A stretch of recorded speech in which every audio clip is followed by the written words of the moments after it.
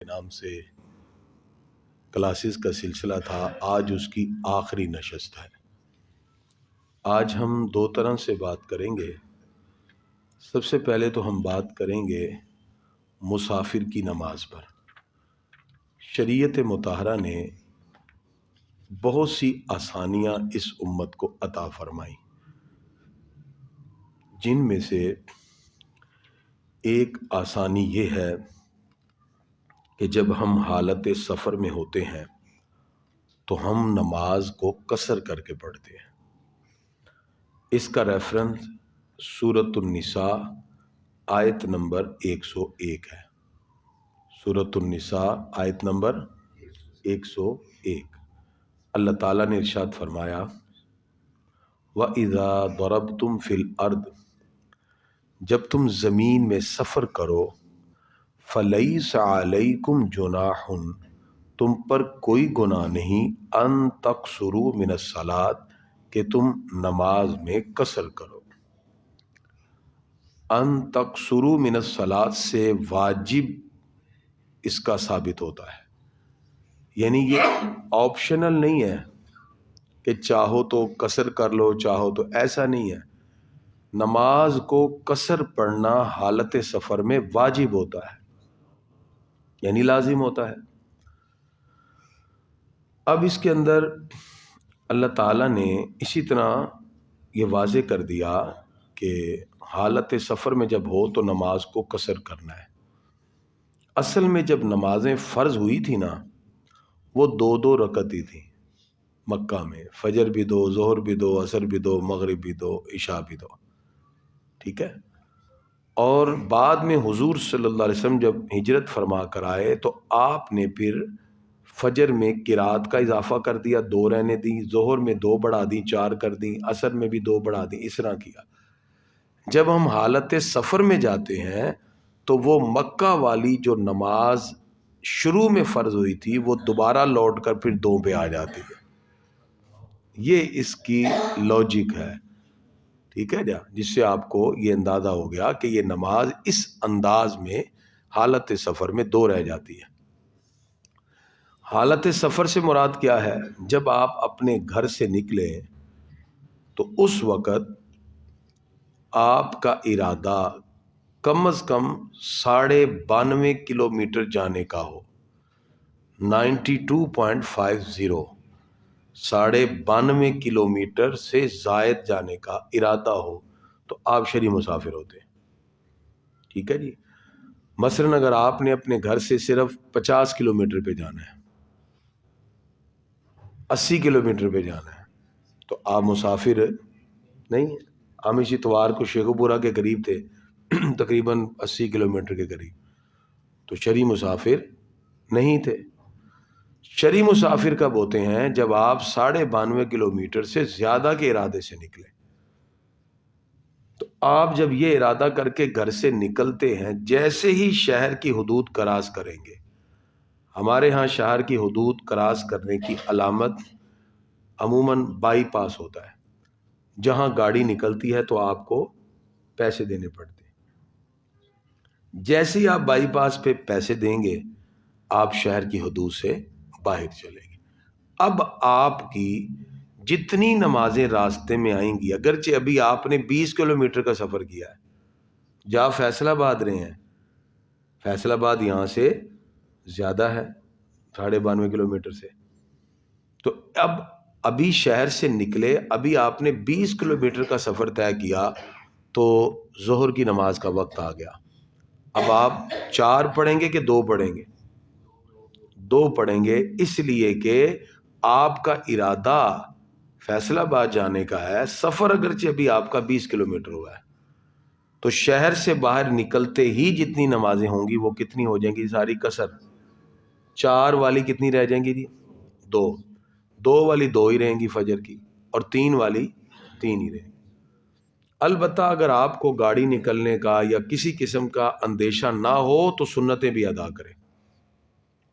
اگر آپ کو یہ ڈر ہے کہ گاڑی نکل جائے گی یا اس طرح، تو پھر آپ سنتیں چھوڑ دیں، ٹھیک ہے نا۔ اکثر ٹرین پہ ہوتا ہے، ٹرین کا سٹے زیادہ 5 منٹ آج کل ہے، 5-7 منٹ، بڑے اسٹیشن پہ وہ کرتے ہیں سٹے، 30 منٹ 25 منٹ کا، باقی چھوٹے اسٹیشن پہ تو آپ باوضو ہو کے بیٹھیں، جیسے ہی آپ نیچے اتریں آپ نے 2 فرض اثر کے جیسے پڑھنے ہیں، پڑھیں اور فوراً گاڑی میں، کیونکہ گاڑی چل پڑے گی۔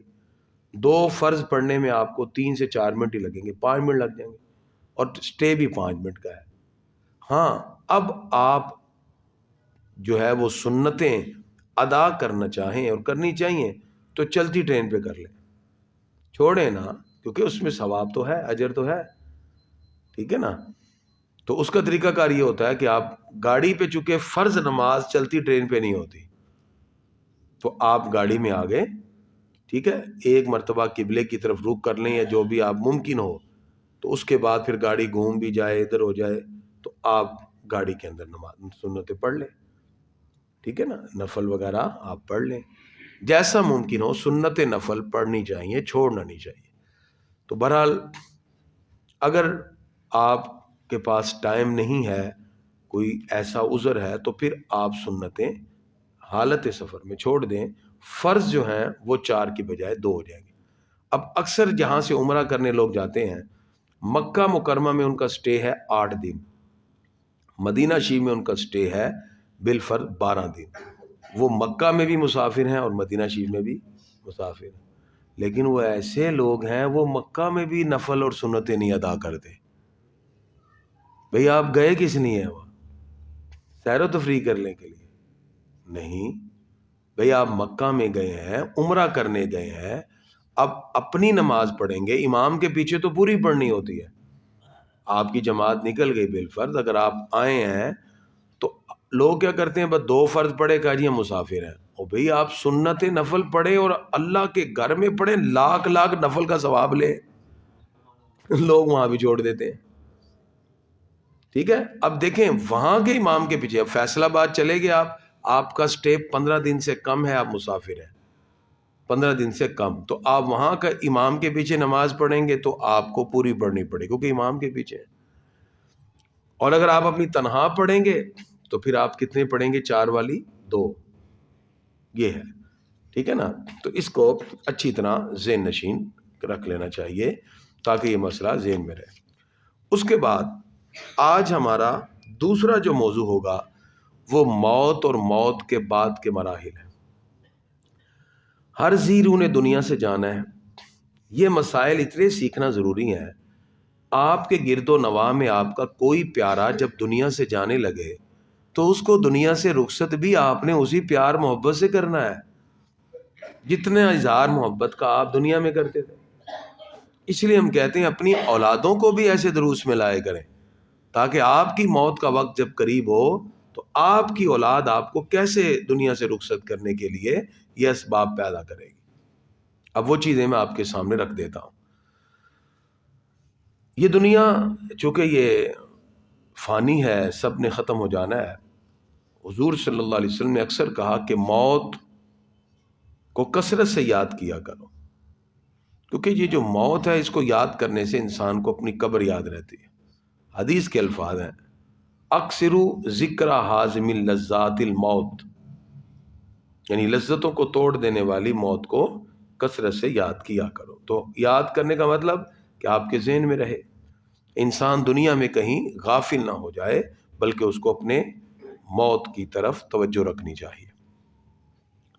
جس وقت موت کا وقت قریب آئے تو اس کی علامات پائی جاتی ہیں، جیسے ہاسپٹل میں کوئی ایڈمٹ ہے آپ کے پیارے، تو اس کی جب موت کا وقت قریب آئے گا تو اب چونکہ اس کی روح نے نکلنا ہے تو اس کے جسم پر بعض جو ہوتے ہیں وہ کانپنا شروع ہو جاتے ہیں، بعض کی آنکھیں کھل جاتی ہیں۔ اصل میں ریالٹی یہ ہے کہ جس وقت موت کا وقت آتا ہے، ہم سب میں سے جب بھی ہماری پیدائش ہوئی تو چوتھے آسمان پر سدرۃ المنتہا کا جو درخت ہے اس پر ایک پتا بندے کے نام کا پیدا ہو جاتا ہے۔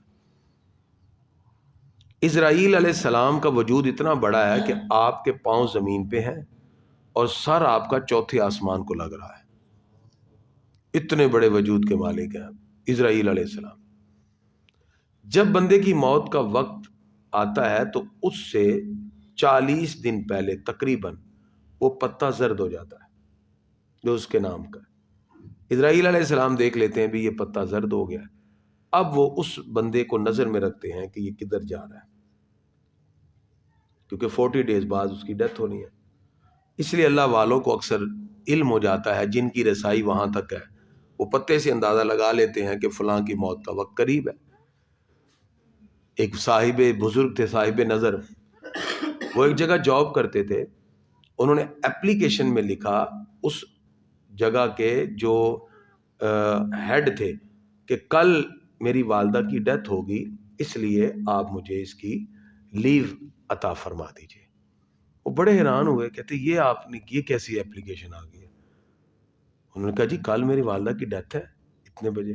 وہ صاحب نظر تھے، انہوں نے کہا جی لگتا ہے بس ویسے ہی انہوں نے کہہ دیا ہے۔ اگلے دن اسی طرح ان کی والدہ کی ڈیتھ ہو گئی اسی ٹائم پہ، اور وہ جو چھٹی لے کے گئے تھے تو صاحب نظر لوگوں کو پتہ چل جاتا ہے۔ اچھا یہ کوئی ایسا علم نہیں ہے کہ آپ کے علم غیب ہو گیا، بھئی ان کی نظر ہے۔ اگر آپ اپنی روح کو اتنا پاک کر لیتے ہیں تو یہ روح عالم لاہوت سے ہمارا تعلق ہے نا۔ اقبال کہتے ہیں طائر لاہوتی اس رزق سے موت اچھی، جس رزق سے آتی ہو پرواز میں کوتاہی۔ وہ رزق کون سا ہے کہ ہم نماز پڑھی جا رہے ہیں، ہمیں پتہ ہی کوئی نہیں یہ کیا یہ نماز، اور ایک وہ نماز ہے جس میں آپ کو رب کا دیدار نصیب ہو رہا ہے۔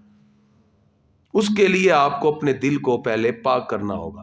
جیسے ہم ظاہری طہارت حاصل کرتے ہیں نا، وضو کر کے آپ بیٹھے ہوئے ہیں، اسی طرح ایک باطنی طہارت بھی ہوتی ہے، لیکن وہ کسی صاحب نظر کی توجہ سے ہوتی ہے۔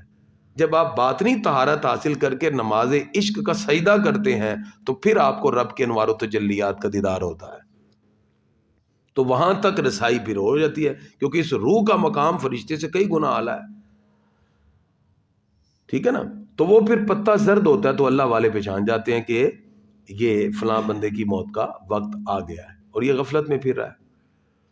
جیسے ہی موت کا وقت، اب پتہ جب گرتا ہے یا دائیں گرے گا یا بائیں، اسرائیل علیہ السلام کے دائیں طرف رحمت والے فرشتے کھڑے ہیں اور بائیں طرف عذاب والے۔ جیسے ہی پتہ گرتا ہے دائیں طرف تو وہ بھیجتا ہے کہ جاؤ بھی اس بندے کو جا کے اس کی روح لے کے گلے تک آ جاؤ، تو وہ فرشتے جا کے اس کی روح کو کھینچ کے لے آتے ہیں۔ اسرائیل علیہ السلام اس کو ایسے کھینچتے ہیں اور روح باہر، اور یہ منہ کا کھلنا یہ خاتمہ بالخیر کی علامت ہوتی ہے، ٹھیک ہے نا۔ جن کی روح یہاں سے نکلتی پرواز کرتی، یہ ان کی خاتمہ بالخیر کی علامت ہوتی ہے۔ اور اگر پتہ دوسری طرف گرے بائیں طرف تو پھر وہ عذاب والے بھی بھیجتے ہیں، چلو بھی جاؤ۔ وہ اس کی روح کو کھینچ کے نیچے لے کے آتے ہیں، نیچے کی طرف، جس کا خاتمہ کفر پہ ہوتا ہے یا خاتمہ بد ہے، تو وہ کھینچ کے نیچے لے آتے ہیں۔ اسرائیل علیہ السلام اس کو ایسے کھینچتے ہیں۔ اس لیے اکثر جب ڈیڈ باڈی کو غسل دیا جاتا ہے تو بعض لوگوں کا پیشاب وغیرہ نکل جاتا ہے، اس لیے کہا جاتا ہے کہ خود غسل دیا جائے تاکہ پردہ رہے۔ یہ جو ناپاکی کا ظاہر ہو جانا موت کے وقت، یہ علامت ہوتی ہے کہ خاتمہ کفر پہ ہوا ہے۔ الامان والحفیظ، اس طرح روح نکلتی ہے، فرشتے کھینچتے، اسرائیل علیہ السلام اس کو ایسے۔ تو بہرحال موت برحق ہے، ہر ایک نے دنیا سے جانا ہے، اس طرح یہ روح۔ اچھا یہ میں کوئی کتاب سے پڑھ کے نہیں بتا رہا، یہ میں مشاہدے کی بات بتا رہا ہوں کہ روح کا اس طرح نکلنا دو طرح سے ہوتا ہے۔ پھر روح جو ہوتی ہے مومن کی علیین میں ٹھہرے گی اور کافر کی سجیین میں ٹھہرتی ہے، اور بدن اٹھا کے ہم قبر میں دفنا دیتے ہیں۔ اور اگر بدن مٹی میں مل گیا، جل گیا، ہوا میں اڑ گیا، پانی میں بہہ گیا، ٹکڑے ٹکڑے ہو گیا، بم بلاسٹ میں ہو گیا، جو بھی، لیکن اس کا جو روح کے ساتھ تعلق تھا وہ برقرار رہتا ہے۔ اس کیفیت کے ساتھ ہی یہ ساری کی ساری چیزیں پائی جاتی ہیں۔ اب ہم نے کیا کرنا ہے؟ ہم تو ظاہر دیکھ رہے ہیں۔ جب کسی کی موت کا وقت قریب آئے تو سنت طریقہ یہ ہے کہ اس کا چہرہ قبلے کی طرف کر دیا جائے، چہرہ قبلے کی طرف چہرے کرنے کی کئی صورتیں ہیں۔ مثلا اگر اس کا بیڈ ایسے ہے، قبلہ ادھر ہے، تو آپ پیچھے تکیہ رکھ کے اس کو ایسے کروٹ پہ کر دیں، ایک صورت یہ ہے، ٹھیک ہے نا۔ تو اگر وہ اس کروٹ پہ پرابلم ہے تو پھر اس بیڈ کو یا چارپی کو گھما دیا جائے، تکیہ رکھ کے اس کا منہ کرنا قبلے کی طرف۔ اگر یہ دونوں ممکن نہیں ہے تو پھر تیسری صورت یہ ہے کہ وہ اس طرح قبلے رخ ہے تو اس کا سر اٹھا کے تکیے پہ رکھا جائے تاکہ سر قبلے کی طرف ہو جائے، اور ٹانگیں جو ہوتی ہیں اس کو ایسے موڑ دیں، نہیں بھی مڑتی ہیں تو رہنے دیں تاکہ چہرہ قبلے کی طرف ہو جائے۔ اب قبلے کی طرف جب اس کا چہرہ ہو تو اس کے قریب کھڑے ہو کے صرف پڑھنا ہے، کہنا نہیں ہے اشہد اللہ الہ الا اللہ و اشہد ان محمد رسول اللہ، یا دوسرا کلمہ پورا پڑھ لیں اشہد ان محمد عبدہ و رسول، ٹھیک ہے، یہ پڑھنا ہے، کہنا نہیں ہے۔ کیونکہ کہنا اس لیے نہیں ہے کہ اب جب روح نکل رہی ہوتی ہے اس کیفیت میں جو تکلیف یا درد میں وہ مبتلا ہے، ممکن ہے وہ انکار کر دے میں نہیں پڑھتا، تو وہ خاتمہ کفر پہ نہ ہو جائے۔ تو انکار کرنا تو ظاہری بات ہے پھر اس کلمے سے انکار ہو گیا، تو پڑھنا ہے بس، جب پڑھیں گے تو اس کی زبان پہ جاری ہو جائے گا، جب جاری ہو گیا تو بس ٹھیک ہے، یا اس کے قریب کھڑے ہو کے پڑھ لیں لا الہ الا اللہ محمد الرسول اللہ، بس۔ اچھا، اب یہ جو اللہ والے ہوتے ہیں نا، ان کی بڑی شان ہوتی ہے، ان کے پاس چند لمحے بیٹھ جاؤ نا، یہ آپ کو ایسا گھر والا نسخہ بتاتے ہیں کہ ساری بیڑے پار ہو جاتے ہیں۔ وہ اکثر آپ نے سنا نا کہ اللہ والوں کی صحبت میں بیٹھنا 1000 سال کی عبادت بے ریا سے بہتر ہو جاتی ہے، بعد نے 100 سال لکھا۔ ایک صاحب نظر کے پاس میں بیٹھا تھا، انہوں نے مجھے کہا کریمی صاحب ان لوگوں کو مسلمان کیا کرو۔ میں کہا یہ تو مسلمان ہے، کہتے نہیں ان کو خاتمہ بالخیر دیا کریں آپ۔ میں نے کہا جی میں کیسے دوں؟ اب سنیں، وہ کہتے ہیں ان کو سمجھائیں ان کا خاتمہ ایمان پہ کیسے ہوگا۔ اب میں آج آپ کو بتانے لگا ہوں آپ کا خاتمہ ایمان پہ کیسے ہوگا۔ وہ کہتے ہیں جی ان کو کہیں کہ 100 مرتبہ کلمہ طیبہ پڑھنا ہے۔ کتنی مرتبہ؟ لا الہ الا اللہ محمد الرسول اللہ، پڑھ لیں سارے، لا الہ الا اللہ محمد الرسول اللہ، کتنی مرتبہ؟ 100 مرتبہ پڑھ لیا۔ اب آپ نے یہ کہنا ہے یا اللہ یہ کلمہ طیبہ میں نے تیری بارگاہ میں امانت رکھوا دیا، یا اللہ جب میری موت کا وقت آئے اس کلمے کو جو تیرے نصیب ہو گیا۔ دیکھنا یہ ہے اللہ، یہ مجھے انہوں نے حکم دیا ہے کہ ان کو ایسے نہیں، میں یہ جو درس ہم دے رہے ہیں یہ کسی کو حکم سے یہاں بیٹھے ہوئے ہیں، آپ نہیں کہ ایسے آگے ہم درس شروع کر دیا، ایسے نہیں ہوتا، پھر تاثیر ہی پھر پیدا ہوتی۔ تو خاتمہ کس پہ نصیب ہو جائے گا جی؟ جب اللہ کی بارگاہ میں امانت رکھ دی ہے تو اللہ تعالیٰ آپ کے منہ میں داخل فرما دے گا مرتے وقت، ٹھیک ہو گیا جی؟ ایک تو ہی ہو گیا جی یہ۔ دوسرا ایک اور بھی آپ کو بتا دوں جی، اس میں آپ کو جانتے ہیں کہ حقوق العباد معاف نہیں ہوتے، حقوق اللہ معاف ہوتے ہیں۔ ایک بندہ کہتا ہے کریمی صاحب مجھے پتہ نہیں زندگی چ میں کدے کو پیسے لے کدے کو دیتے کو رہ گیا، میں اب کیا کروں؟ اس کا حل پتہ کیا ہے؟ 1,00,000 مرتبہ درود ابراہیمی پڑھنا ہے، یا پڑھوا لیں کے بعد آپ نے اللہ کی بارگاہ میں عرض کرنا یا اللہ یہ بھی میں تیری بارگاہ میں بطور امانت رکھواتا ہوں، میری زندگی میں اگر کوئی حقوق العباد مجھ سے رہ گیا اس کی ادائیگی کے لیے اسباب پیدا کروا دینا۔ جس نے یہ درود ابراہیمی 1,00,000 مرتبہ خود پڑھ کے اپنے آپ کے لیے رکھا یا کسی اپنے پیارے کے لیے بخشوا دیا، اللہ حقوق العباد کی معافی کے لیے اسباب پیدا فرما دے گا۔ حقوق العباد کی معافی بھی ہو جاتی ہے، بات آپ نے سنا ہوگا جی کوئی نہیں ہوتی، سنے یہی سنتے ہیں نا، نہیں ہوتی، یہ ہو جاتی ہے، لیکن اسباب اللہ پیدا کرتا ہے، وہ بھی ایک تفصیل ہے، وہ وقت نہیں ہے آپ کبھی بیٹھیں گے میں آپ کو سمجھاؤں کہ اسباب کیسے پیدا ہوتے ہیں۔ اللہ تعالیٰ تو قادر ہے نا ہر چیز پر، وہ اسباب پیدا کر دے گا۔ آپ کے دنیا میں جو بندے سے پیسے دینے لینے تھے اللہ آپ کے ذہن میں ڈال دے گا۔ تو اچھا جی، ایک تو خاتمہ بالخیر کا پتہ چل گیا جی آپ کو، ایمان پہ خاتمہ کیسے نصیب ہوگا۔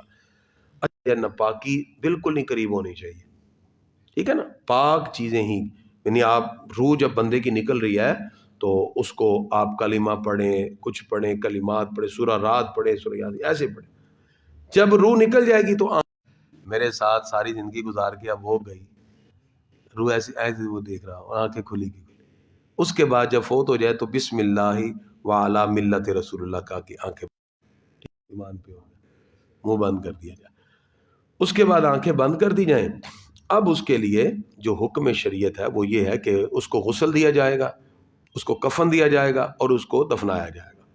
ہم اس کے لیے کیا کرتے ہیں؟ ہم پروفیشنل بندہ ڈھونڈتے ہیں، جاؤ جی بندہ لب کے لیاؤ نہان والا، کہوں جی تسی آپ نہیں نہاندے، جس باپ نے ساری زندگی تجھے پالا پوسا بڑا کیا، آج اتنا بھی تیرے اندر حق نہیں ہے ادا کرنے کا جذبہ کہ تو اپنے باپ کو غسل دے سکے؟ یہ بھی پروفیشنل بندے سے کروانا ہے؟ تو اس کا ہم ایک پریکٹیکلی طریقہ بھی بتائیں گے ابھی ساتھ ساتھ. تو پھٹا جو ہے وہ لے آئیں، جا کے یہاں رکھیں، تو میں آپ کو طریقہ بھی ساتھ سمجھاتا ہوں. اچھا، اب ہم نے کیا کرنا ہے جی؟ ایک غسل ہے، دوسرا کفن ہے. دونوں طریقے ہم آپ کو شریعت کے مطابق آج سکھائیں گے. اور خدا را میں آپ سے گزارش کرتا ہوں اپنے پیاروں کو غسل خود دینا ہے. آئندہ سے مسجد طلحہ سے آواز آئے، جہاں بھی فوتگی ہو، آپ نے خوشی سے جا کے کہنا جی میں غسل دینا ہے. جو بھی آپ کے یہاں نمازی کوئی محلے دار فوت ہو جائے، آپ نے جا کے فوراً کہنا ہے کہ غسل میں نے دینا ہے، ثواب کی نیت سے. اس میں حقارت نہیں ہے، ٹھیک ہے نا؟ اور بہرحال مرد کو مرد غسل دیتا ہے، عورت کو عورت غسل دیتی ہے. البتہ بیوی اپنے شوہر کو غسل دے سکتی ہے، لیکن شوہر اپنی بیوی کو غسل نہیں دے سکتا. مطلب سمجھ آ گیا جی؟ مرد مرد کو غسل دے گا، عورت عورت کو. البتہ بیوی وہ غسل دے سکتی ہے اپنے شوہر کو، لیکن شوہر اپنی بیوی کو نہیں. کلیئر؟ اچھا، اب ہمیں جب کوئی فوتگی ہو جائے تو جنازے میں تاخیر نہیں کرنی چاہیے.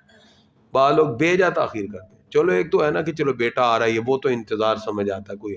ایک کا ویسے ہی لیٹ کرنا، تو وہ تاخیر نہیں. بھائی مومن جب ہوتا ہے نا، مومن وہ پکار کے کہتا ہے قدمونی قدمونی قدمونی، او مجھے جلدی لے کے جاؤ، میں نے قبر میں پہنچ کے اپنے آقا کا دیدار کرنا ہے. یعنی اس کی تمنا ہوتی ہے. حدیث میں الفاظ قدمونی، مجھے جلدی لے کے جاؤ. وہ کیوں کہتا ہے؟ تاکہ اس کو سرکار کا دیدار جو نصیب ہونا ہے، وہ اس خواہش کو دل میں رکھتا ہے. تھوڑا پیچھے کر. اب وہ جو خواہش اس کے دل میں ہے کہ کاش جس محبوب کے لیے میں نے زندگی گزار دی ساری، وہ محبوب کا دیدار مجھے قبر میں نصیب ہوگا، تو حضور اکرم صلی اللہ تعالی علیہ وسلم کے اس دیدار کی خواہش اور اس کی تمنا اس کے دل میں مچل رہی ہوتی ہے. اس لیے ایک تو ہمیں کوشش کرنی چاہیے کہ ہم غسل میں تاخیر نہ کریں، جلدی کریں. اور بے جا تاخیر تو ویسے بھی جائز نہیں ہے. بے جا تاخیر کیا ہوتی ہے؟ یعنی کوئی مسئلہ نہیں، کوئی بیٹا باہر نہیں، کچھ نہیں، بس جی ایسے ہی جی ذرا جنازہ تاخیر میں ہے، تو یہ نہیں مناسب. جنازہ ہے فوراً. اب اس میں جیسے آپ خود نہاتے ہیں ایسے ہی ہم نے نہلانا ہے. اس کا ایک شرعی طریقہ ہم آپ کو بتائیں گے، اور اس کے ساتھ کفن کا طریقہ. یہ بڑا ضروری مسئلہ ہے اور یہ شرعی مسائل ہیں، اس لیے اس کے اندر کوئی قباحت نہیں ہے. ہم نے اپنے آقا کا دین سیکھنا ہے، حضور صلی اللہ علیہ وسلم کا دین سیکھنا ہے. تو یہ دین سیکھنے کے لیے یہ آپ کو طریقہ ہم بتائیں گے، اور یہ آپ نے آئندہ کوشش کرنی ہے خود غسل دینا ہے. یہاں ایک بندہ لیٹ جائے تاکہ میں اس کے مطابق آپ کو غسل کا ایک طریقہ سمجھا سکوں. ٹھیک ہے جی؟ اچھا، غسل دینے کا طریقہ کیا ہوتا ہے کہ جب غسل دیا جاتا ہے تو اس کے لیے عموماً ہمارے ہاں اگربتی اور روئی وغیرہ یہ چیزیں رکھ لی جاتی ہیں. جب آپ غسل دیں تو لوگ ملیں گے، یہ کر لو جی، اینج کر لو، ضرورت نہیں ہے. اگر ملے تو بیری کے پانی کے ساتھ. اس لیے دیا جاتا ہے کہ بیری کا پتوں سے اگر پانی گرم ہو تو میل جلدی اتر جاتا ہے. اگر آپ سادہ پانی بھی گرم کر کے یا ویسے بھی دیں گے تو بھی کوئی حرج نہیں ہے. تو اس لیے بیری کے پتے ڈال کے پانی کو ہلکا سا گرم، یعنی نیم گرم کیا جاتا ہے، زیادہ گرم بھی نہیں ہوتا. پھر ہر باڈی کا الگ معاملہ ہے. کچھ لوگ ہیں جن کی ڈیتھ ہوتی ہے، بلیڈنگ جاری ہوتی ہے، مثلا وہ ہارٹ کے پیشنٹ ہیں، یا کسی کا آپریشن ہوا جو ہارٹ کا ہوتا ہے، یہاں سے لے کے نیچے تک اسی میں ڈیتھ ہوگی. اب وہ خون رس رہا ہوتا ہے، اب اس کے اندر پانی وغیرہ زیادہ نہیں بہائیں گے. ٹھیک ہے؟ اس کے لیے آپ نے اپنے ساتھ صرف 5 لوگ رکھنے ہیں. کتنے جی؟ 4 بھی رکھ سکتے ہیں، 5، اس سے زیادہ نہیں. باقی سب کو آپ کمرے وغیرہ سے باہر نکال دیں جہاں بھی غسل دینے لگے. ایک بندے کو آپ نے کہنا ہے یہ آپ نے روئی پکڑنی ہے. ٹھیک ہے؟ روئی جو ہوتی ہے نا عموماً کاٹن، وہ، اور اس کے ساتھ ایک شاپر ہوگا جس میں آپ نے جو یوز چیزیں ہیں وہ شاپر میں ڈالنی ہے، وہاں نہیں پھینکنی. ٹھیک ہو گیا؟ ایک بندہ ہوگا جو آپ کے اس کے پاس صابن ہوگا، صابن وغیرہ ایسی چیز، اور ڈبہ پانی کا. باقی جو 3 لوگ ہیں وہ آپ کے ہیلپر ہوں گے، جس میں ایک کپڑا پکڑائے گا، چیزیں وغیرہ، اور 2 ہوں گے جو اس ڈیڈ باڈی کو دائیں بائیں کرنے میں آپ کے ہیلپر ہوں گے۔ کتنے لوگ ہو گئے؟ 5، 4 بھی ہو سکتے ہیں، ایک بندہ بھی کر سکتا ہے، ٹھیک ہے؟ اس کے علاوہ نہیں، ایسے شور شرابہ نہیں کی جائے، بڑے بالکل تحمل سے۔ اچھا، اب طریقہ کار کیا ہے؟ جب غسل دیا جاتا ہے تو ایک کپڑا ایسا جو ناف سے گھٹنے تک ہو، ناف سے گھٹنے تک، ٹھیک ہے؟ یہ جب آپ کفن لیتے ہیں نا تو اس کے اندر موجود ہوتا ہے، وہ ناف سے گھٹنے تک پہلے ایک کپڑا رکھ دیں، ایسے رکھ دیا جائے گا، ایسے۔ اسلام کہتا ہے کسی کو سطر دیکھنے کی قطعاً اجازت نہیں ہے، مرنے کے بعد بھی۔ ہم اکثر جب فٹ بال یا ایسا میچ دیکھتے ہیں تو ہم کہتے ہیں یہ اتنے چھوٹے چھوٹے انڈر ویئر پہن کے آپ کھیلتے ہیں، ناف سے گھٹنے تک تو مرنے کے بعد بھی کوئی نہیں دیکھ سکتا، آپ دنیا میں دکھائی جا رہے ہیں۔ یہ کھیل لیں، لیکن یہ سطر کیوں کھول دیا؟ اور وہ نوجوان جو اکثر نماز میں ٹائٹ پینٹ پہن کے آتے ہیں اور سجدہ کرتے ہوئے ان کی پینٹ نیچے شرٹ اوپر، یہ حصہ کھل جاتا ہے، تو یہ تو مرنے کے بعد بھی کھولنے کی اجازت نہیں ہے۔ میری بات سمجھ آ رہی نا آپ کو؟ تو اس چیز کو دیکھنا ہے۔ یہ کپڑا ناف سے لے کے گھٹنے تک رکھ دینا ہے، رکھ دیا جی۔ اب اس کے بعد سردیوں میں عموماً ڈیتھ ہوتی ہے تو ڈیڈ باڈی اکڑ جاتی ہے، گرمیوں میں ایسا نہیں ہوتا، لیکن جو نیک بندے ہوتے ہیں وہ سردی گرمی ان کا جسم نرم ہی رہتا ہے، ٹھیک ہے؟ اس لیے یہ چیزیں چھپا کے رکھنی ہے۔ میں کیوں کہہ رہا ہوں گھر والے غسل دیں؟ غیر بندہ تو باہر آ کے بتا دیں شروع کر دے گا، اپنا بندہ نہیں بتائے گا، بیٹا ہے یہ وہ دے، ٹھیک ہے؟ یہ آپ نے کپڑا رکھ دیا۔ اب آپ نے کپڑے اگر اتر سکتے ہیں جن کا نرم جسم ہوتا ہے تو بٹن کھول کے آپ قمیض اتار دیں گے، شلوار اتار دیں گے۔ نہیں اترتے تو کینچی سے اس کو کاٹ دیا جائے گا۔ اب جب آپ کاٹیں گے، وہ بندہ جس کو آپ نے شاپر پکڑایا ہوا تھا، یہ کٹے ہوئے یہ چیزیں یہ آپ نے کہنا ہے شاپر میں ڈال دیں، ٹھیک ہے؟ کٹے ہوئے کپڑے وہاں پھینکنے نہیں ہیں، وہ آپ نے یعنی کاٹ کے نیچے سے کھینچ لینا ہے، ادھر سے اوپر سے کھینچ لینا ہے، اور وہ اٹھا کے آپ نے کس میں ڈالنا ہے؟ شاپر میں۔ اس کو بند کر کے سائڈ پہ اب دوسرا شاپر پکڑ لینا ہے، ٹھیک ہے؟ اب کپڑے اتر گئے، یہ کپڑا ایسے ہی رہے گا کیونکہ سطر کھولنے کی اجازت نہیں ہے۔ اب آپ جیسے وضو کرتے ہیں، وضو کروائیں گے، لیکن اس سے پہلے اس کاٹن والے سے کاٹن لیں گے اور اس کے ناک میں گیلا کر کے یہاں ڈال دیں گے، پھر یہاں ڈال دیں گے، کیونکہ پانی ڈیڈ باڈی میں اندر چلا گیا تو پیٹ پھول جائے گا۔ غسل کرتے ہوئے یہ دھیان میں رکھنا ہے، یہاں ڈال دیا پھر یہاں ڈال دیا، ناک بند، اگر منہ کھولا بند کر دینا، ٹھیک ہے؟ اس کے بعد تھوڑی سی روئی لینی کان میں دونوں طرف، کیوں؟ اس لیے کہ یہاں سے پانی جانے کا منہ کے اندر اندیشہ ہے اور پیٹ پھول جائے گا، اور غسل کیا ہوگا؟ آپ کے لیے پرابلم بن جائے گی۔ سمجھ آ گئی؟ یہ بند ہو گیا۔ اب وہ جو بندہ روئی والا نا، اس سے یہ لینا، وہ آپ کی پوری ہیلپ کرتا جا رہا ہے، یہ ہو گیا۔ اب اس کے بعد آپ نے اس کو وضو کروانا ہے۔ وضو کروانے کا جو طریقہ ہے وہ ہمیں پتا ہے۔ ہم سب سے پہلے دائیں ہاتھ کو دھوتے ہیں۔ آپ نے اب وہ بندہ جو آپ کا ہیلپر پانی والا ہے، ٹھیک ہے؟ اب دیکھیں نا، ہر بندے کا کام جو میں نے بتایا تھا پورا چل رہا ہے، ہر بندہ آپ کی ہیلپ کرے گا۔ پانی والا ہیلپر اسے کہیں جی پانی کا لوٹا یا جو بھی وہ دے، تو آپ نے یہاں سے ایسے اٹھا کے ہاتھ کو پکڑنا ہے اور پانی ڈال کے پہلے دایاں ہاتھ دھو لینا ہے، ٹھیک ہو گیا؟ دایاں ہاتھ دھل گیا، اس کے بعد ایسے ہی آپ نے بایاں ہاتھ دھو دینا ہے، اور کوشش کریں یہ دعائیں یاد نہ بھی ہوں تو اردو میں مثلا جب آپ پہلے دائیں ہاتھ کو دھوئیں تو پھر دعا کریں، یا اللہ اس کے نامہ اعمال کو دائیں ہاتھ میں پکڑانا، دعا بھی کرتے جائیں، ٹھیک ہے نا؟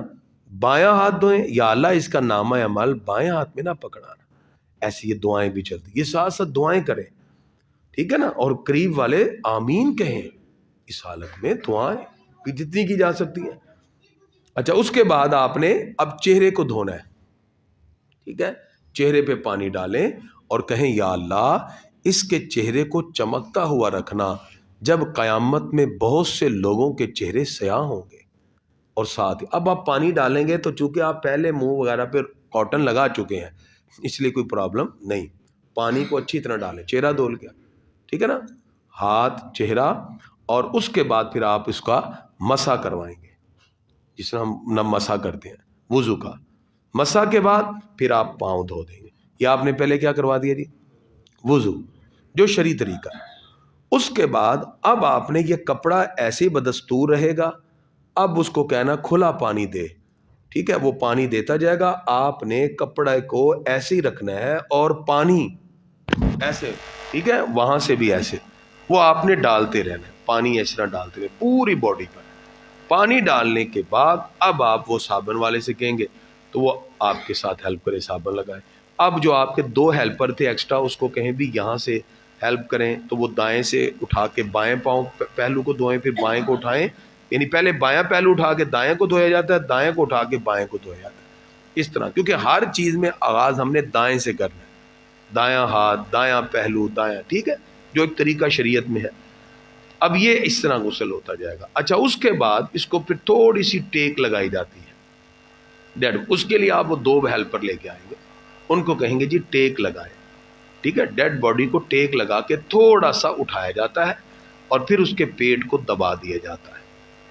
اگر اس دوران اس کی کوئی ناپاکی وغیرہ کا ظہور ہو تو عموماً جب آپ کفن لیتے ہیں تو اس کے ساتھ آپ کو ایک تھیلی ملتی ہے اور اس کے ساتھ مٹی کے ڈھیلے ملتے ہیں، تو آپ بائیں ہاتھ پر وہ تھیلی چڑھا کر مٹی کے ڈھیلوں سے اس کو صاف کر دیں گے، ٹھیک ہے نا، لیکن پردہ بدستور قائم رہے گا، ٹھیک ہے، یہ طریقہ ہے۔ اچھا، اس کے اندر ایک سوال لوگ پوچھتے ہیں کہ غسل سے پہلے استنجا ہوتا ہے یا آپ بعد میں کروا رہے ہیں؟ تو زندہ بندے کے لیے استنجا پہلے ہے اور جو ڈیڈ باڈی ہے اس کا استنجا بعد میں ہوتا ہے، لیکن اگر کوئی پہلے بھی کروا لیتا ہے تو حرج نہیں۔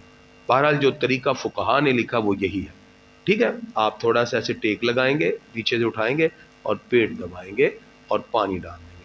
اس کی وجہ اگر آپ یہ کام نہیں کریں گے تو ممکن ہے کفن جب آپ دے دیں تو ممکن ہے اس وقت وہ آلودہ نہ ہو جائے، تو اس وقت کے لیے وہ پرابلم بن سکتی ہے، تو یہ کر لیا، ٹھیک ہے۔ اب اس کے بعد یہ آپ نے استنجا کروا لیا، پھر اسے لٹائیں، اب کھلا پانی ڈالیں، ڈالتے جائیں اچھی طرح، ساری ناپاکی نجاست ایک بار صابن اوپر نیچے لگا کے، بالکل لو جی یہ غسل ہو گیا۔ آپ خود بھی تو ایسے نہاتے ہیں، جب آپ نہاتے ہیں پہلے وضو کرتے ہیں نا، آپ نے وضو کروایا ہے، پھر آپ اپنے اوپر پانی ڈالتے رہتے ہیں، تو یہاں بھی پانی ڈالا آپ نے اور کپڑے کو ایسے ہی رکھا ہے، ٹھیک ہے، یہ طریقہ کار ہے غسل کا۔ مجھے بتائیں اس میں کسی کو کوئی مشکل، کوئی کانفلکٹ، کوئی ایسی چیز نہیں ہے؟ آپ بھی تو ایسے غسل کرتے ہیں، بس غسل ہو گیا۔ اب آپ کسی ہیلپر کو کہیں، اس طرح کے دو کپڑے اور ہوتے ہیں، ایک کپڑا وہ دے گا وہ ایز اے ٹاول یوز کیا جاتا ہے، اس سے آپ، اچھا اب اس میں مثلا 3 بیٹے ہیں تو تینوں شامل ہوں، ایک نہلا رہا ہے، ایک پانی دے رہا ہے اور ایک اس میں ہیلپرنگ کے طور پہ ہو، سارے مل کے اپنے باپ کو غسل دیں۔ بھائی ہے تو سارے بھائی مل کے غسل دیں، دوسرے کو کیوں غسل دلانے کے لیے لائے کہ جی وہ تو پروفیشنل ہے۔ اس کے بعد آپ کپڑے سے اچھی طرح پونچھ لیں اور یہ کپڑا برقرار، یہ گیلا ہو چکا ہوگا اس وقت۔ اب آپ کو میں نے کہا تھا 3 کپڑے ہوتے ہیں، ایک کپڑا اوپر رکھا تھا یہ گیلا ہو گیا، ایک کپڑے سے ہم نے ایز اے ٹاول یوز کر لیا، ایک ابھی بھی خشک پڑا ہوا ہے۔ اب ہم نے کیا کرنا ہے، وہ خشک اوپر رکھنا ہے اور گیلے والا نیچے سے کھینچ لینا ہے، نیچے والے سے گیلے والا کھینچ گیا، لیکن سطر نہیں کھلے گا، وہ اب خشک والا اوپر آ گیا۔ اب وہ جو گیلے والا ہے جس سے ٹاول کی طرح یوز کیا ہے وہ سارا اٹھا کے شاپر میں ڈالتے رہنا ہے، کسی کا کوئی عیب کھلنا یا کھولنا درست نہیں۔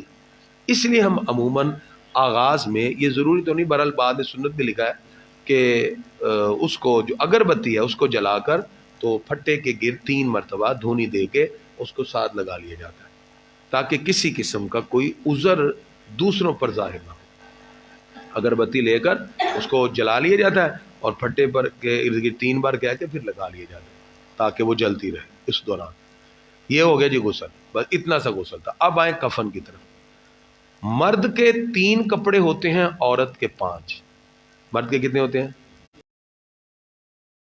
ایسے ہی اٹھا کے پوری ڈیڈ باڈی اسی طرح چارپائی پہ رکھنی ہوتی ہے۔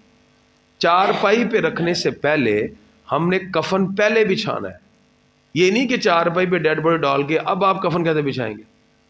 اب سنیں، مرد کے 3 کپڑے ہوتے ہیں بنیادی، ٹھیک ہے، ازار، قمیض، لفافہ۔ کتنے کپڑے ہو گئے جی کفن کے؟ ازار، قمیض، لفافہ۔ لفافہ کا مطلب ہوتا ہے جو بندے کے قد سے تھوڑا سا ادھر اور ادھر چہرے سے اوپر، یعنی جو پورے قد سے تھوڑا تھوڑا آگے ہو. لفافہ اس لیے کہتے ہیں کہ اس میں لپیٹنا ہوتا ہے.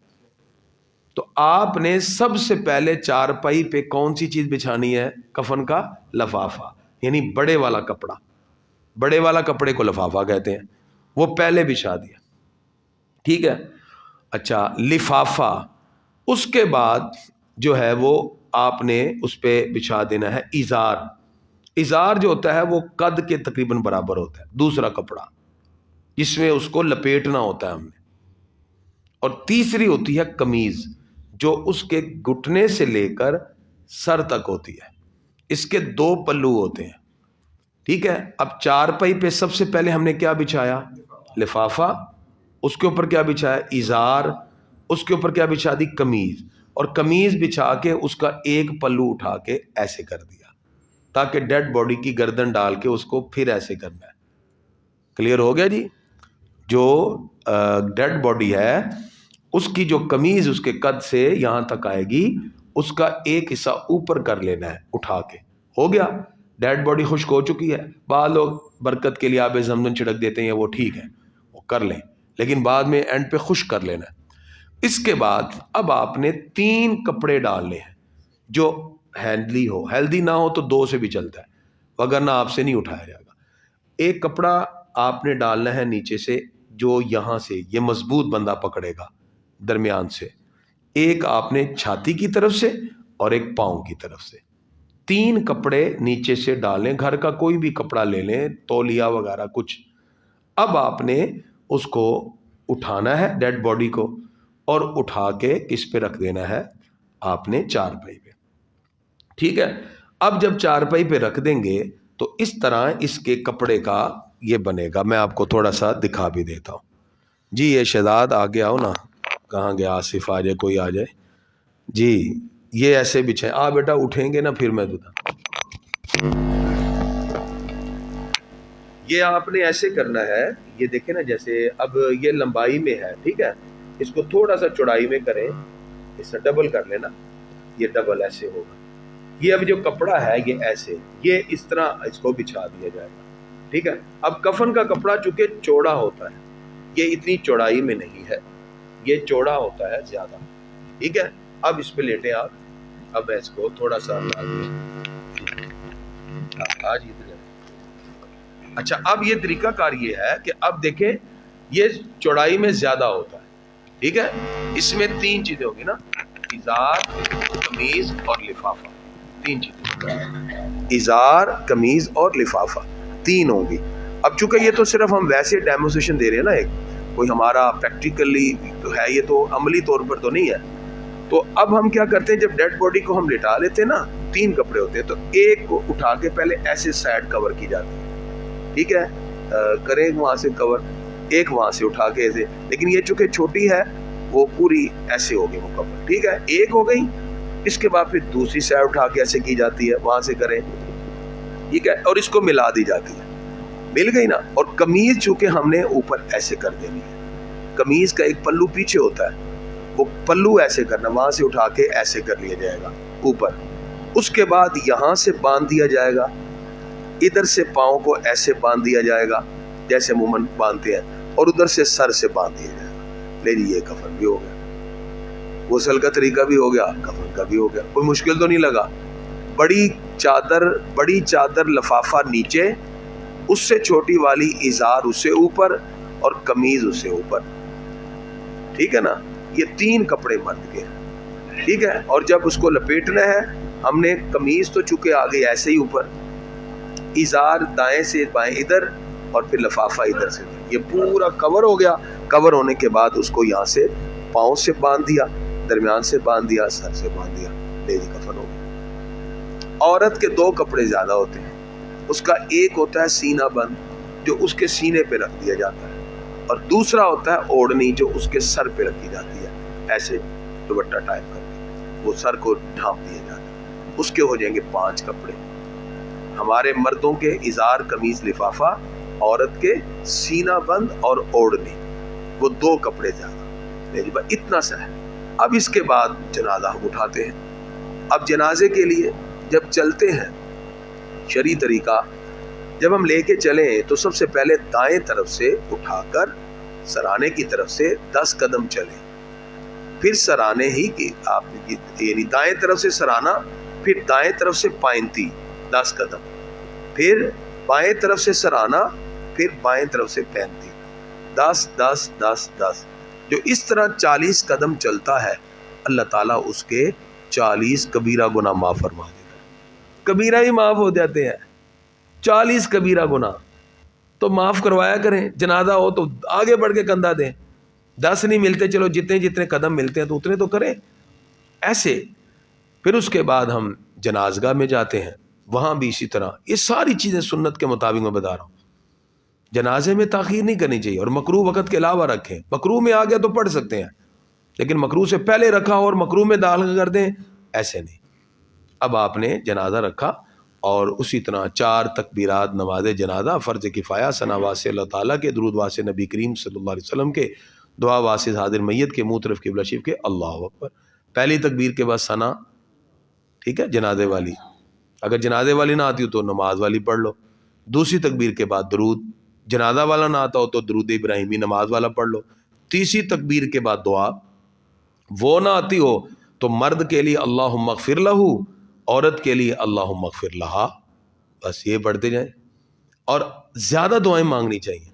ہم تو صرف ایک دعا مانگ کے سلام پھیر دیتے ہیں، اللہم اغفر لحینا و میتنا و شاہدنا و غائبنا.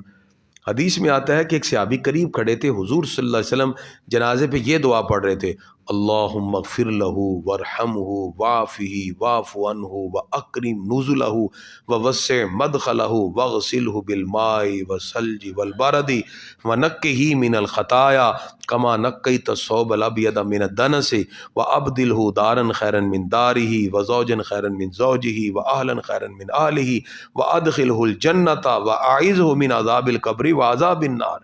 صحابی کہتے ہیں میں نے خواہش کی کاش اس میت کی جگہ میں ہوتا اور سرکار میرے لیے دعا کرتے ہوتے. اتنی پیاری دعا. یہ دعائیں زیادہ سے زیادہ پڑھیں، یعنی فوراً ہم بھی مارے بھی فٹافٹ سلام پھیرے، ابھی جلدی کس چیز کی ہے. 4 دعائیں پڑھیں آپ. اللہم اغفر لی یا پڑھ لی، یہ بھی پڑھ لیں، اس میں مزید اضافہ کریں، اللہم اکرم نزلہ ووسع مدخلہ واغسلہ بالماء والثلج یہ دعائیں پڑھیں. اور اس کے بعد پھر سلام پھیریں. جیسے چوتھی تکبیر ہوگی اللہ اکبر، ہاتھ چھوڑ دیجیے گا، دائیں طرف بائیں سلام. اب اس کے بعد ہے تدفین. حدیث میں آتا ہے جس نے ثواب کی نیت سے جنازے میں شرکت کی 1 قرات، اور جس نے جنازے میں شرکت کی 2 قرات کا ثواب، اور 1 قرات احد پہاڑ کے برابر ہے. ثواب کی نیت سے ہم برادری کے لیے آتے ہیں، اندر نماز ہو رہی ہوتی ہے، فرض وہ چھوڑ کے باہر جنازے کا انتظار کر رہے ہوتے ہیں. فرض نہیں پڑھ رہے، وہ کفایہ پڑھ رہے ہیں. یہ صرف رسم و رواج ہیں. ہم نے بھی نماز کو رسم و رواج بنا دیا ہوا. جنازے عموماً لوگ بغیر وضو کی پڑھ لیتے ہیں، نعوذ باللہ. اچھا بس. اچھا اب اگلی بات، جب تدفین ہوگی پھر بھی بڑے احتیاط سے کفن کو، عورت کی تدفین میں محرم شامل ہوں، غیر محرم قریب نہ ہوں، ٹھیک ہے. اور اسی طرح جب میت کو اٹھا کے قبر میں ڈالنا ہے تو اس کا طریقہ کار یہ ہوتا ہے کہ جس وقت میت کو اٹھایا جائے گا اور قبر میں ڈالا جائے گا اس کا طریقہ، سب لوگ قریب ہوں گے، ٹھیک ہے. اور میت کو جب اٹھایا جائے تو پڑھا جائے بسم اللہ وعلی ملت رسول اللہ صلی اللہ تعالی علیہ وسلم. بسم اللہ وعلی ملت رسول اللہ صلی اللہ تعالی علیہ وسلم، یہ پڑھتے ہوئے قبر میں ڈالا جائے. قبر میں کوئی نیک اور مصلح شخص ہو تاکہ اگر وہ قبر میں کوئی ایسی چیز دیکھے تو ظاہر نہ کرے، ٹھیک ہے. نیک اور پرہیزگار بندہ قبر میں اترے اور وہ اس کو جب قبر میں جا کے اس کو لٹا دے تو اب اس کے کفن کی ڈوری کھولنی ہے. اصل مقام پہ وہ پہنچ چکا ہے، اور اس کے چہرے کو قبلے کی طرف کر دینا ہے. چہرہ کدھر کرنا ہے؟ قبلے کی طرف. چہرہ کھول کے قبلے کی طرف. اب اپنے مقام پہ وہ پہنچ گیا. اب آگے سلیبیں رکھیں اور باہر آ جائیں. اب اس پہ مٹی ڈال دیں، ٹھیک ہے. اور جب قبر آپ نے اس کو قبر میں اتارنا ہے اس کے اندر بھی یہ خیال رکھیں کہ کوئی ایسی چیز بھی نظر آئے تو اس کو ظاہر نہ کریں. یہ راز ہوتے ہیں پوشیدہ. اللہ تعالیٰ نہیں چاہتا کہ کسی کا عیب کھلے. وہ معاف کرنے والا ہے. غلطی بھی ہو گئی ہو اللہ تعالیٰ چاہے تو معاف کر دے گا. کتنی قبروں میں جائیں گے گناہ گار, قیامت میں نکلیں گے ایک بھی گناہ نہیں ہوگا. دعاؤں سے اللہ معاف کر دیتا, بخشش کر. اچھا, پھر جب قبر سے آپ نے مٹی ڈال دی, اب آپ اس کی قبر پہ آذان دیں. آذان, ٹھیک ہے. ہمارے بعد بزرگ تو دائیں بائیں آگے پیچھے 4 اذانیں دلاتے تھے. اب اس کا طریقہ کار کیا ہے, جب تدفین ہو جائے نا تو سر کی طرف کھڑے ہو کے سورہ البقرہ کی پہلی آیات پڑھیں, ٹھیک ہے, اور پاؤں کی طرف کھڑے ہو کے سورہ البقرہ کی آخری آیات پڑھیں. ٹھیک ہو گیا. اور باقی کلمات پڑھیں, آیات پڑھیں دیگر سب لوگ, اور پھر آذان پڑھیں, تاکہ اب قبر والے کے لیے جو سوال و جواب کا سلسلہ ہے, منکر نکیر کبھی فوراً آ جاتے ہیں, کبھی 2 دن بعد, کبھی 3 دن بعد بھی آتے ہیں. اب کیسے؟ جیسے قبر والے کی آنکھ کھلے گی, رات 2 بجے 3 بجے 4 بجے, جیسے منکر نکیر آئیں گے اس کو لگے گا عصر کا وقت ہے. کون سا ٹائم لگے گا؟ عصر کا وقت. ٹھیک ہے. اب عصر کا وقت ہوگا اور اس نے دیکھنا ہے. اس لیے ہمارے بزرگ عصر کے بعد ہمیشہ ذکر کرتے تھے, کیونکہ جب موت کا وقت ہوتا ہے اس وقت بھی عصر کا وقت نظر آتا ہے. جب روح قبض کرنے کے لیے آتے ہیں نا فرشتے, تو کون سا ٹائم نظر آتا ہے؟ عصر کا. شیطان ناپاک پانی لے کے آ جاتا ہے, اسے کہتا ہے پی. جو پی لیتا ہے ناپاک پانی, خاتمہ کفر پہ ہو جاتا ہے. اس لیے ہمارے بزرگ عصر کے بعد کھاتے پیتے نہیں تھے, عصر کے بعد ذکر کرتے تھے کہ جیسے موت کا وقت آئے گا, عصر کا ٹائم نظر آئے گا, شیطان کہے گا پی, ہم کہیں گے ہم تو عصر کے بعد پیتے ہی نہیں. اور چونکہ عصر کے بعد ذکر کی عادت ہوگی تو جیسے عصر کا ٹائم نظر آئے گا زبان پہ ذکر جاری ہو جائے گا, لا الہ الا اللہ لا الہ. وہ تو یہ سمجھ رہا ہوگا نا کہ میں دنیا میں بیٹھا ہوا ہوں. عصر کا ٹائم نظر آئے, موت کے وقت بھی عصر کا ٹائم نظر آتا ہے, پھر اس کی روح نکلتی. قبر میں جب آنکھ کھلے گی تو کون سا ٹائم نظر آئے گا؟ عصر کا. اب قبر کا جو حال میں وہ بتاتا ہوں, یہ کتاب سے نہیں بتا رہا, یہ بھی مشاہدے سے جو اللہ والوں نے ہمیں بتایا. حضور صلی اللہ علیہ وسلم ایسے دائیں طرف سے آئیں گے. آپ کی عمر مبارک اس وقت 24 سے 25 سال کے قریب ہوگی. ایسے دائیں طرف سے چلتے ہوئے آئیں گے. اب جن کی تو نسبت ہے, اللہ والوں کی نسبت ہے, تو وہ صاحب نسبت کے پیر و مرشد قبر میں آ جاتے ہیں کلمہ پڑھانے اور پہچان کروانے. نسبت والے نا, میاں صاحب فرماتے ہیں راہ دے ہر کوئی آکھے, میں بھی آکھاں راہ دے, بن مرشد تینوں راہ نہیں لبنا, ایویں رول مر سے وچ راہ دے. مجھے وہ کہہ رہے تھے ایک صاحب کہ آپ کہتے ہیں جی نماز قائم کیا کریں, یہ کیا ہوتی ہے؟ وہ جو نماز قائم ہوتی ہے نا, پڑھتے تو بہت سے لوگ ہیں, قائم کوئی کرتا ہے. وہ پیر مرشد آپ کے ادھر ایک بوٹی لگاتا ہے, وہ روحانیت کی بوٹی ہے جس کو آپ نے سنا ہوگا, الف اللہ چمبے دی بوٹی. وہ جو مرشد نے لگائی ہوتی ہے نا ادھر, وہ اللہ کا فیض آتا ہے روزانہ, آسمان سے نور اترتا ہے. تو جن کے یہاں اللہ والوں کی بوٹی ہوتی ہے نا, وہ نور جب ادھر پہنچتا ہے تو وہ بوٹی تناور درخت بنتا ہے, پھر روحانیت میں اضافہ ہوتا ہے, پھر باطنی آنکھ کھلتی ہے, اس سے پھر یہ چیزوں کا ادراک ہوتا ہے, پھر اللہ تعالیٰ روحانیت میں اور یہ عالم برزخ کے معاملات میں آسانی کرتا ہے. تو جو صاحب نسبت ہے ان کے پیر و مرشد کہیں گے بھی بتا اب یہ سرکار ہے. اب یہاں تک کہ سرکار قریب آ جائیں گے تو مسلمان پکار اٹھے گا, ہوا محمد رسول اللہ صلی اللہ علیہ وسلم, یہ تو میرے آقا ہیں, میں تو مرا ہی اس لیے تھا میں اپنے آقا کا دیدار کروں. اس کو پہچان نصیب ہو گئی, بس یہی کمال ہے. اچھا پوچھے پتہ کیسیں گے؟ منکر کہے گا ما کنتا تقول فی ھذا الرجل, ان کے بارے میں کیا کہتے تھے؟ نکیر کہے گا ہے یہ نبی آخر الزمان. کتنے فرشتے آنے ہیں؟ منکر کیا کہے گا؟ ما کنتا تقول فی ھذا الرجل, ان کے بارے میں کیا کہتے تھے؟ نکیر کہے گا ہے یہ نبی آخر الزمان. پھر بھی نہیں پہچان نصیب ہونی. پہچان اسی کو نصیب ہوگی جس کو اللہ نے خاتمہ خیر پہ عطا کیا. یہ ادب کے ساتھ ہے. جو حضور صلی اللہ علیہ وسلم سے جتنا ادب کرے گا نا, صرف دین سارا ہی ادب کا نام ہے. ادب کر لے, حضور صلی اللہ علیہ وسلم کا ادب, کلام کا ادب, قرآن کا ادب, مسجد کا ادب, مصلی کا ادب, مصلی رسول کا ادب, جتنا ادب کر لیں گے یہ سارا دین ہی اسی میں ہے. ٹھیک ہے نا. اچھا ایک ایسا امتی بھی ہوگا وہ کہے گا نہیں میرے آقا آگے بڑھ کے کہیں گے میں بتاتا ہوں یہ کون ہے، یہ وہ میرا امتی ہے جس سے میں بھی پیار کرتا ہوں۔ اگر آپ چاہتے ہیں کہ یہ والے امتی بنے، ہم آپ کو آج یہ بھی بتائیں گے۔ جو یہ والا امتی بننا چاہتا ہے کہ وہ نہ کہے کہ یہ میرے آقا ہے، بلکہ سرکار کہیں یہ میرا غلام ہے، جو یہ بننا چاہتا ہے اس نے پھر عصر کی سنتیں نہیں کبھی چھوڑنی۔ جو عصر کی سنتیں پڑھے گا اس طرح کہ پہلی رکعت میں 4 مرتبہ سورہ عصر، والعصر ان الانسان لفی خسر، دوسری رکعت میں 3 بار، تیسری میں 2 بار، چوتھی میں 1 بار۔ لو جی، اللہ کے گھر میں بیٹھ کے کہہ رہا ہوں، انشاءاللہ سرکار قبر میں آگے بڑھ کے کہیں گے میں بتاتا ہوں میں اس سے پیار کرتا ہوں، جو عصر کی سنتیں یوں ادا کرے۔ ٹھیک ہے ہو گیا جی؟ آج اتنے تحفے میں نے آپ کو دے دیے ہیں، پورا برزخ ہی میں نے آپ کے سامنے کھول دیا ہے۔ تو اس لیے یہ ہے جی موت کی کیفیت، ہم نے ایسے دنیا سے جانا ہے جی۔ آگے قبر کی منازل ہیں، آپ کی سوچ بھی نہیں ہے جتنے اللہ نے وہاں رحمتیں تیار کر رکھی ہیں، آپ کی سوچ بھی نہیں ہے، نعمتوں کے انبار ہیں، بس پہچان ہو گئی موجیں ہی موجاں۔ فرشتے کہیں گے نم کا نومت العروس، سو جا جیسے پہلے رات کی دلہن سوتی ہے۔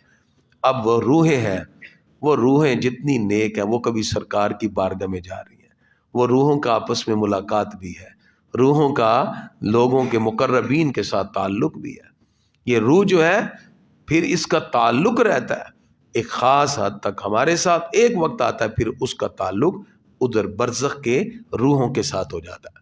پھر وہ تعلق تو رہتا ہے، وہ معاملات کے اندر ہمارے لیے دعا بھی کرتی ہیں، یہ ساری چیزیں، روحوں کا گھر میں چکر بھی لگتا ہے، یہ ساری چیزیں اللہ تعالیٰ پھر ان کو جو نیک لوگ ہیں یہ ساری چیزیں عطا فرماتے ہیں۔